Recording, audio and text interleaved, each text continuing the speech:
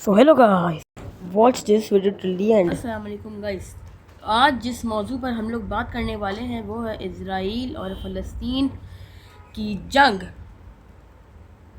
اس وقت شہر غزہ میں بہت اسرائیل بمباریاں کر رہا ہے تو جو اس جنگ کا حصہ ہے.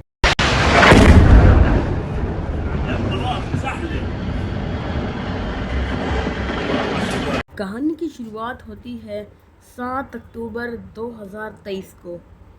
7 اکتوبر 2023 کو فلسطین کے ایک پروونس غزہ کے کچھ لوگ حماس جو ہے وہ اسرائیل پر حملہ کر دیتے ہیں. اس کی وجہ سے پوری جنگ شروع ہوتی ہے. لیکن آخر ان فلسطینیوں نے اسرائیل پر کیوں قبضہ کیا؟ کیونکہ اس کے پیچھے ایک بہت بریف ہسٹری ہے. تو اس ہسٹری کی شروعات ہوتی ہے حضرت موسیٰ علیہ السلام سے. حضرت موسیٰ علیہ السلام جب اپنے ساتھیوں کے ساتھ فلسطین آئے تو انہوں نے ادھر یہودیوں کو آباد کیا.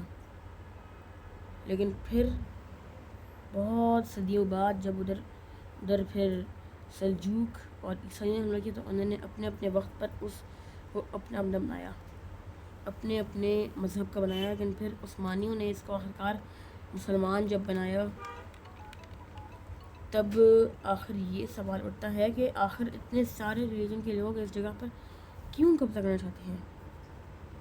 تو اس کا جواب بہت سمپل ہے، کیونکہ یہ جگہ جو ہے کافی امپورٹنٹ ہے. کیونکہ یہاں پر ہے شہر یروشلم، اور یروشلم جو ہے وہ تینوں ابراہیمی ریلیجنس کے لیے بہت اہم شہر ہے. کیونکہ یہاں پر ایک جگہ ہے اس کا نام ہے بیت المقدس. یہ تینوں مذہبوں کے لیے مقدس ہے، کیونکہ یہاں اس جگہ میں ہے مسجد اقصیٰ جو مسلمانوں کے لیے دوسری یا تیسری سب سے اہم مسجد ہے.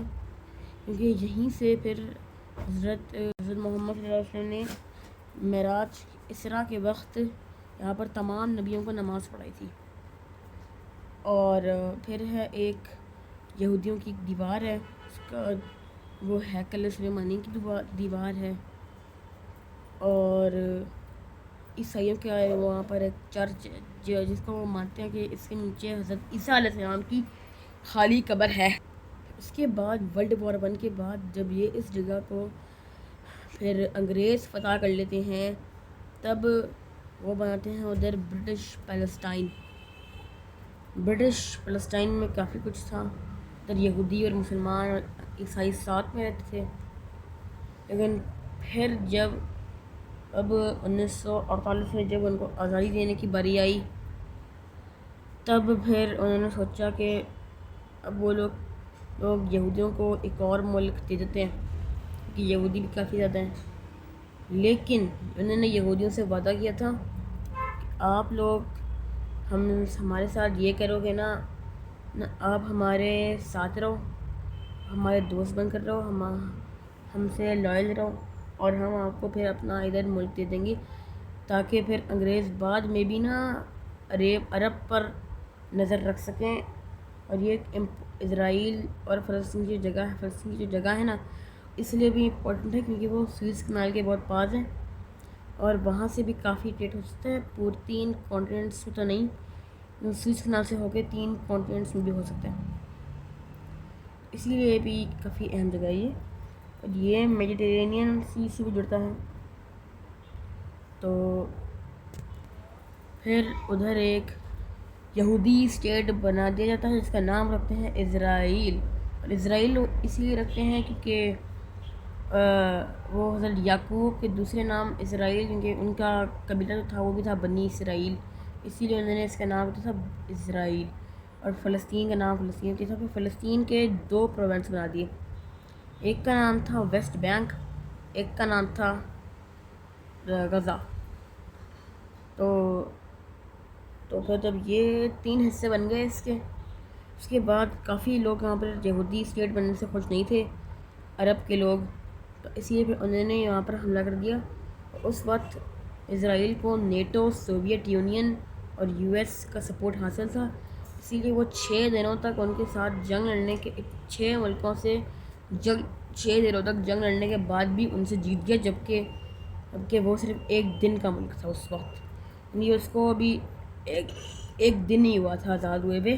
ایسے ملک سے وہ سارے عرب ممالک ہار گئے. اس جنگ کو بولتے ہیں the 6-day war. Protest, the partition plan was adopted. On the ground, tensions were high, and they continued to escalate with the massacre at Deir Yassin. This started the mass exodus of Palestinians. اس کے بعد بھی کافی جنگیں ہوئی لیکن وہ اتنی اہم نہیں ہیں, اسی لیے ان کی باتیں ہم کسی اور ویڈیو میں کریں گے, تو سبسکرائب. اس کے بعد ایسے وہاں پر ایک کانفلکٹ شروع ہو گیا, اسرائیل پیلسٹائن کانفلکٹ پھر ایسے شروع ہوا تھا. اسی لیے پھر 7 اکتوبر 2023 کو حماس نے وہاں پر حملہ کیا اور تھوڑا سا حصہ وہاں پر لے لیا اسرائیل کا. لیکن اب اسرائیل نے جب یہ دیکھا تو اس نے اپنا حصہ تو واپس لیا. پھر اس نے غزہ کو بغیر وجہ کے ایسے ہی حملے کرنا شروع کر دی. پھر حماس نے بھی ڈیفینس میں حملے کرنا شروع کر دیے اسرائیل کے اوپر. پھر ایسے سے آج لاکھوں لوگوں کی جان جا چکی ہے غزہ میں. پھر ایسے اب جو ہیں اسرائیلی وہ رفح تک پہنچ چکے ہیں. اسی لیے آج رفح میں پروٹیسٹ ہو رہے ہیں کہ رفح بارڈر کھولا جائے. جو رفح بارڈر ہے وہ نہ صرف فلسطین اور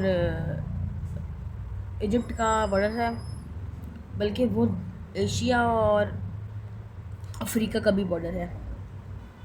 تو اس لیے اس کو کھولنے کی ڈیمانڈ کی جا رہی ہے کہ تاکہ پھر جو ہیں فلسطینی لوگ وہ ادھر آ جائیں اور ریفیوجی کی زندگی گزاریں. لیکن اگر وہ ایسا کریں گے تو ایجپٹ والوں کو پتہ ہے کہ پھر وہ واپس نہیں جا پائیں گے. اگر وہ واپس جائیں گے تو ان کو مار دیا جائے گا. اسی لیے ایجپٹ وہاں پہ دروازے نہیں کھول رہا. تو اسی لیے پھر ابھی فلسطین میں بہت ساری جنگیں ہو رہی ہیں. تو ہمیں ان جنگوں میں جہاد کرنا چاہیے. اگر ہم نہیں کر سکتے تو ہمیں الخدمت کو فنڈس دینے چاہیے, فلسطین کے لیے فنڈس دینے چاہیے, اور ہمیں ان کے لیے دعائیں کرنی چاہیے.